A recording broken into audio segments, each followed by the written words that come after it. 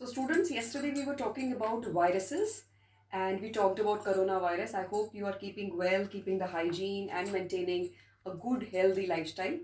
So today we'll be starting with the first page of your NCERT chapter life processes, that is viruses. Viruses there in the textbook says, the text says that viruses do not have molecular movements. They do not show molecular movements outside the host. That's why the viruses are called as on the borderline. That is what we talked about yesterday. So viruses are on the borderline because they do not have any molecular movements. All the living organisms, whether they are plants or they are animals, all show molecular level movements. Molecular level movement means like the movements of gases inside and outside, the movement of nutrients which is going on in the living organisms, and other mechanisms by which the transportation is occurring.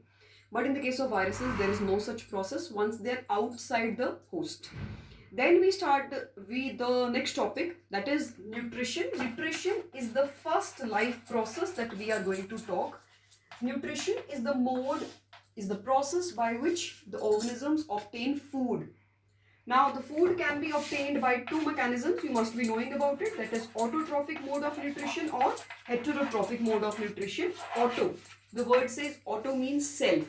So the mode of nutrition in which the organisms prepares its food itself is called as autotrophic, while the ones which obtain foods hetero means by different modes, not prepare themselves, they are called as heterotrophic organisms.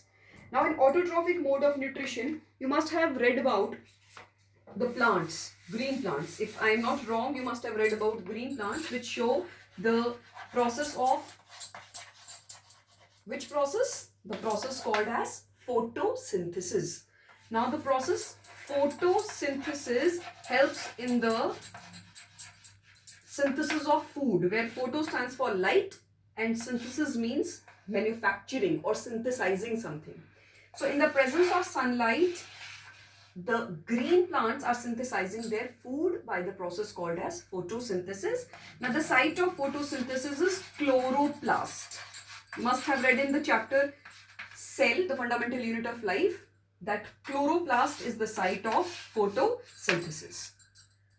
So here today we will be discussing how the process of photosynthesis takes place, and now we start with the process of photosynthesis. The photosynthesis takes place in three basic steps and we'll be discussing the steps in the next video.